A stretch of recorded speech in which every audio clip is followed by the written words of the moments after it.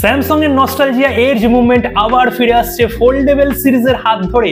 S25 ultra মানে ultra experience এখন আপনারা পেয়ে যাবেন ফোল্ডেবল সিরিজের মধ্যে। 9th of জুলাই ফাইনালি 7 জেনারেশনের ফোল্ডেবল সিরিজের ফোন স্যামসাং লঞ্চ করতে চলেছে। ফোন অনেক পাতলা এবং স্লিম হয়ে যাচ্ছে, ফোল্ড এবং ফ্লিপ দুটো ফোনই।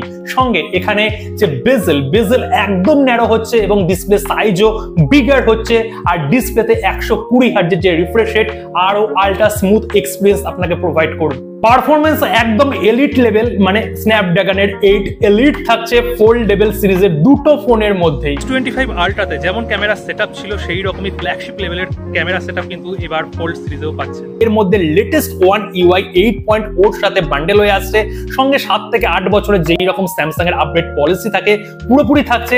এআই ফিচার্স যেমন আলট্রা সিরিজের ফোনে আমরা দেখতে পেয়েছি, সেই রকম এআই ফিচার্সও এই ফোনের মধ্যে থাকছে। তো ফাইনালি এক কথায় বলতে এই ফোল্ডেবল ফোন গুলো কিন্তু এখন আর এক্সপিরিয়েন্স করার জন্য নয়, এর মধ্যে ফ্ল্যাগশিপ লেভেলের এক্সপিরিয়েন্স যেমন পাচ্ছেন তেমনি স্টাইল স্টেটমেন্টও হয়ে যাচ্ছে। তার মানে পুরো ব্লেন্ড হয়ে গেছে এই আলট্রা এস সিরিজের ফোন এবং ফোল্ডেবল সিরিজের, পুরোপুরি একটা এজ মুভমেন্ট তৈরি করেছে। তাহলে স্যামসাং এর ধামাকার জন্য অপেক্ষা করুন 9th of জুলাই।